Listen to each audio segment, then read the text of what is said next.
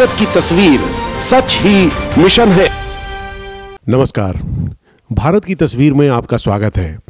भारत की तस्वीर में आज हम बनारस घराने के मशहूर तबला सम्राट गुदई महाराज, जिन्हें दुनिया शांता प्रसाद मिश्र के नाम से भी जानती थी, उन्हीं के निवास पर हैं। और बड़ी बात है, आज उनकी परपोत्री अलीशा मिश्रा जी हमारे साथ हैं। अलीशा जी, भारत की तस्वीर में आपका बहुत बहुत स्वागत है। Thank you. देखिए, हम आपके सामने अलीशा जी को लेकर इसलिए आए हैं क्योंकि तबला पुरुषों का वाद्य यंत्र माना जाता है, क्योंकि कठोर साधना का ये वाद्य यंत्र है, इस पे बहुत साधना की आवश्यकता होती है। लेकिन अलीशा जी गुदई महाराज जी की जो परंपरा है, उस परंपरा को आगे बढ़ा रही हैं और मात्र 21 वर्ष की उम्र है। और किस तरीके से इन्होंने तबला को अपने साधन का जरिया बनाया और क्या भाव आया कि अपने जो परदादा थे गुदई महाराज जी, जिन्हें तबला सम्राट के नाम से जाना जाता था, पद्मश्री मिला, पद्म भूषण मिला और दुनिया भर में वो विख्यात रहे, देश विदेश में कार्यक्रम करते थे, उस परंपरा को आगे बढ़ा रही हैं। अलीशा जी, क्या कहेंगी आप? गुदई महाराज जी इतने बड़े कलाकार, साधक, उनकी परंपरा को आप आगे बढ़ा रही हैं, क्या कहेंगी? पहली बात तो ये बहुत प्राउड की बात है मेरे लिए कि ऐसे परिवार में मेरा जन्म हुआ। और ये बहुत ही एक मीन्स टफ़ चैलेंज इसको कह सकते हैं कि अपने जनरेशन की लेगेसी को आगे लेके चलना। तो अच्छा भी लगता है कि 8th जनरेशन है हम, तो इस तरीके से कर रहे हैं। एक डर भी रहता है कि कुछ गलती ना हो जाए, क्योंकि घराने वाले लोगों को बहुत तेज़ जज किया जाता है। तो एक अच्छा भी लगता है, उनका आशीर्वाद बस मिलता रहे इसी तरीके से, तो बस अपना चलता रहेगा इसी तरीके से। हमेशा से उन्हीं को अपना आइडल माना है, जब से स्टार्ट किया है बजाना। कभी देखा नहीं है उनको, लेकिन महसूस किया है। और अब तबला है और वो जगह है जहाँ वो साधना किया करते थे, उस जगह मौजूद हैं। तो आप तबले के ज़रिए बताइए, अपने परदादा इतने बड़े कलाकार, उनको किस तरीके से श्रद्धांजलि अर्पित करेंगी, क्या कहेंगी? उनको देखा तो नहीं है, लेकिन उनका रिकॉर्डिंग्स इतने ज़्यादा हैं। उन लोगों को भी थैंक यू जिन्होंने इतना रिकॉर्डिंग्स उनका यूट्यूब के ज़रिए लोगों को सुनाया, तो उस ज़रिए हमें भी सुनने को मिला। तो सुना है तो कुछ चीज़ें उससे सीखी हैं। तो जो सीखी हैं, तो उनका एक बहुत मन पसंदीदा एक चीज़ था जिसको बनारस का बाट कहते हैं। तो उसका बोल कुछ इस प्रकार है, धाड़त अधेटे धाड़ा धाड़त अति नति नाड़। तो उसको ये किस तरीके से बजाते थे, तो एक कोशिश आपके सामने हम प्रस्तुत कर रहे हैं।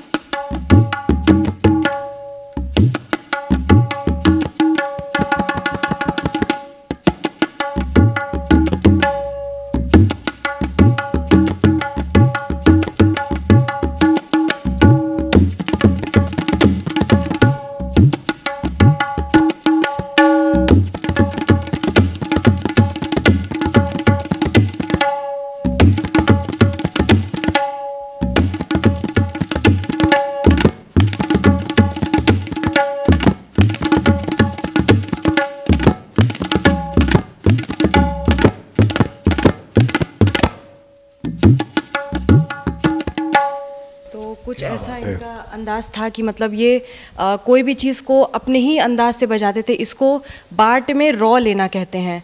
तो ये इनका अपना खुद का उपज का रॉ था जिनको ये लेते थे। तो झूठ नहीं बोलेंगे, इसको सीखने में हमें करीब 2 से 3 साल लगे, सुनते सुनते, क्योंकि शुरुआती इसका तेज से है, दिन गिरदा गिरदा गिरदा गिरदा गिरदा। अब उसको सुनते सुनते 2 साल पूरे एकदम सुनते लगा कि नहीं, अब पहले कि ठा से शुरू किया, धीरे धीरे करते करते, तो जब सेट हो गया, तो जब फास्ट में वो गया, तब जाके लगा कि नहीं, हाँ अब सेट हो रहा है धीरे धीरे। तो ये कुछ चीज़ें इनका एक अलग ही था। इनका हर रिकॉर्डिंग जितनी भी हमने सुनी है, इनका एक अलग ही बजाने का तरीका था। ये खुद भी एकदम अलग टाइप के आदमी थे, एकदम अलग।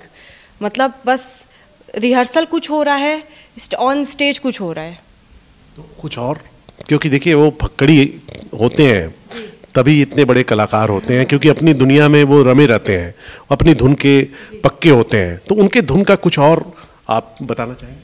जी जी बिल्कुल बिल्कुल। उनका एक चीज़ है जो वो गत बजाया करते थे, तो उसको हम आपके सामने पेश कर रहे हैं।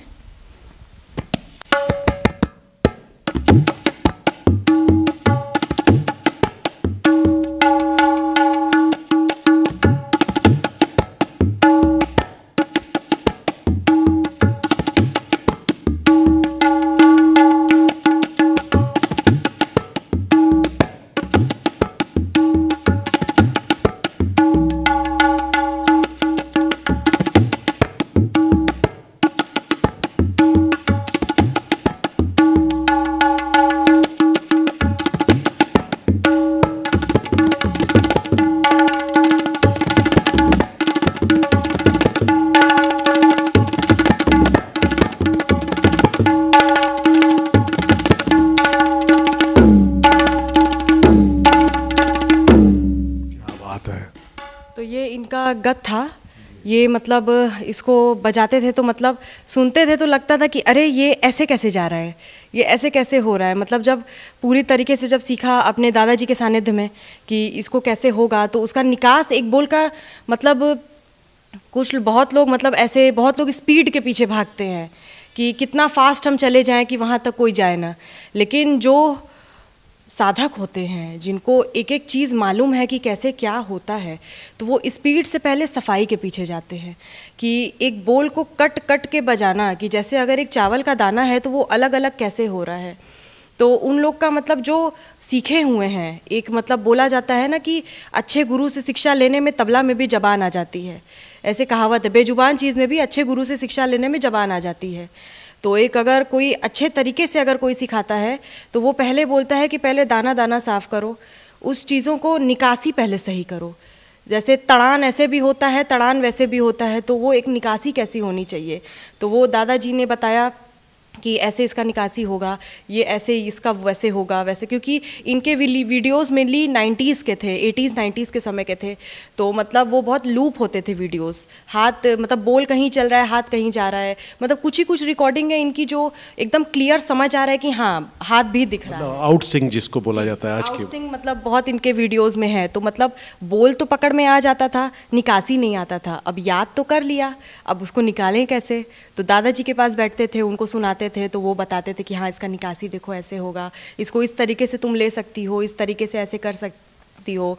तो बहुत सी चीज़ें उनसे मिली। तो अब जाके इनकी कुछ आपके मन में ये भाव कैसे आया? देखिए आप तो कहते हैं ना कि ये पुरुषों का है तबला। मैं भी जो समझ पा रहा था बनारस घराने में कि तबला के लोग हैं, बड़े बड़े वादक हैं, तो पुरुष ज़्यादा हैं। अलीशा आपकी इतनी कम उम्र रही, आपने कैसे सोचा कि इस परंपरा को आप आगे बढ़ाएं? ऐसा क्या भाव आया आपके अंदर? बहुत छोटे थे जब पापा चाचा दादाजी लोग प्रैक्टिस करते थे इसी जगह पे, तो आते थे खेलते खेलते, तो मतलब देखते थे कि अरे ये कैसे हो रहा है। तो मतलब पहले तो एक नॉर्मल बच्चे का क्या है, पहले पीटना शुरू किया, तो पहले पीटते पीटते फिर उसके बाद अब नॉर्मली था, तो कुछ एक दो हफ्ते ऐसे ही चले।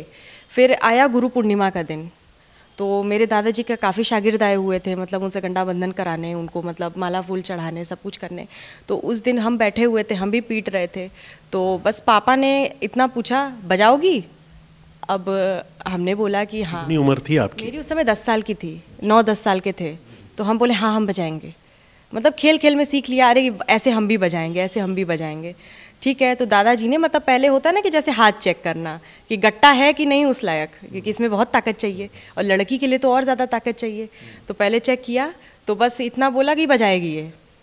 उस समय उन्होंने हाथ सिखाया, तो पहला बोल मेरा ये था, दा दा टिट्टी दा दा तुन्ना। ये सब चीज़ सबका मतलब ये बेस बोल है, धाधा तेट्टे धाधा तुन्ना। तो ये मेरा स्टार्ट हुआ बजाना। कौन सा ताल बोलेंगे? ये 3 ताल में ही है, धाधा तेट्टे धाधा तुन्ना। ये बेसिक है, जो मतलब एक जिसको कुछ भी नहीं आता है तबला में, उसको हाथ जब रखवाया जाता है तो पहला बोल ये बताया जाता है, धा धा ते टे धा धा तुन्ना। वैसे 3 ताल जहाँ तक मैं समझ पा रहा हूँ 16 मात्रा की होती है। जी 16 मात्रा की होती है, मतलब 3 ताल को राजा ताल कहा जाता है। एक बार थोड़ा सा हो जाए। जो भी चीज़ मैंने बजाई वो 3 ताल की ही थी, मतलब 3 ताल का ठेका कुछ इस प्रकार है नाथ।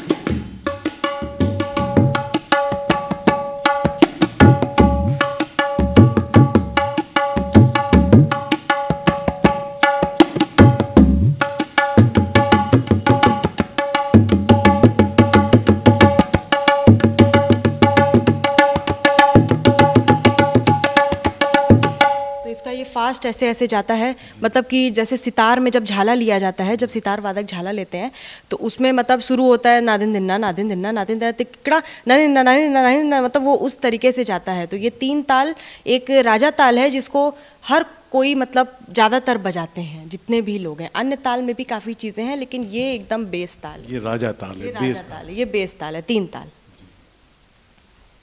और हम ये जानना चाह रहे हैं कि आपको ये साधना तो करनी पड़ती है, तो किस तरीके से अपने को मजबूत कर पाती हैं? कैसे आपने टाइम टेबल बना रखा है कि हमको इस समय ये इसको बजाना है, परंपरा को भी आगे ले जाना है? क्योंकि देखिए शरीर का मजबूत होना तबला के लिए बहुत ज़रूरी माना जाता है। क्योंकि मैं जैसे जितने भी बड़े कलाकारों को देखा, बड़े बनारस घराने के लोग तो लगते ही थे, मैं किनका किनका नाम लूँ, ये मेरे बस की बात नहीं है, लेकिन मैं समझ पाता हूँ कि उन लोग को देखता था मैं, 1-2 लोग को कलाकारों को जिनको भी जीवित में देखा, ऐसा लगता था कौन बैठा है, बाप रे बाप। तो मतलब आप कैसे महसूस करती हैं और कितनी समय दे पा रही हैं? अभी तो फ़िलहाल मतलब मेरी एजुकेशन भी चल रही है BHU से तबला में ही, और मैनेज करते हैं टाइम को। अब तो करना है तो अब बस चलेगा ही, करना ही है। आगे कोई इसका फिक्स टाइम टेबल नहीं है, जब मन करता है, जब शांति का मन करता है कि जैसे कि अब नहीं, अभी बजा के आए हैं, आधे 1 घंटे बाद खाना पीना खा के या थोड़ा इधर उधर अगर कुछ करना है तो शॉपिंग करनी है, इधर उधर आके फिर बैठ जाते। जनरली आप समय रात का है आपका? नहीं, जनरली मेरा नवरात्रि के समय रात का है जी। नवरात्रि में ओवरनाइट मेरा रहता है, पूरा साधना जो रहता है। बाकी रेगुलर डेज में मेरा सुबह भी हो जाता है, दोपहर भी हो जाता है, शाम भी हो जाता है, तीनों टाइम अपना हो जाता है। शेड्यूल बनाते हैं, निकालते हैं, क्योंकि अब जब करना है तो समय तो इनको देना पड़ेगा। इनको हम समय देंगे तो ये हमें समय देंगी, तो मतलब उस तरीके से अपना चलता रहता है।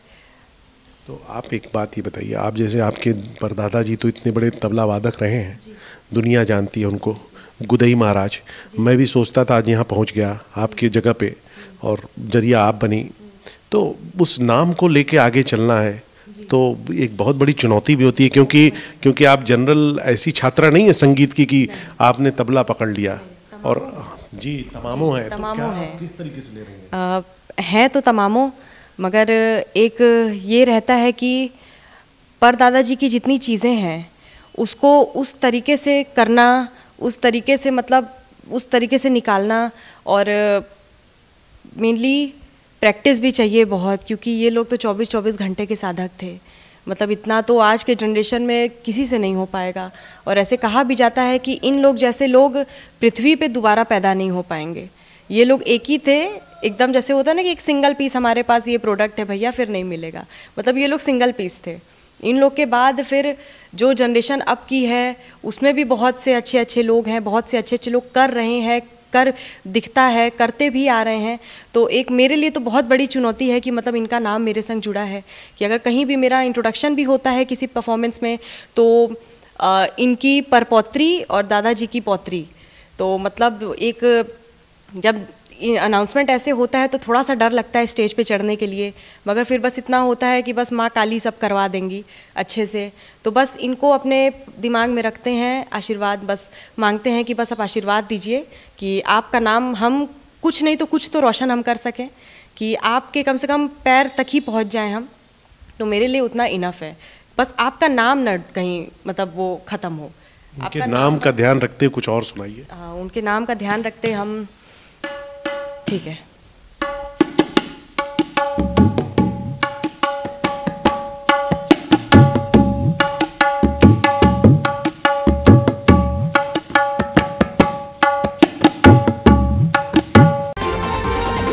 भारत की तस्वीर सच ही मिशन है।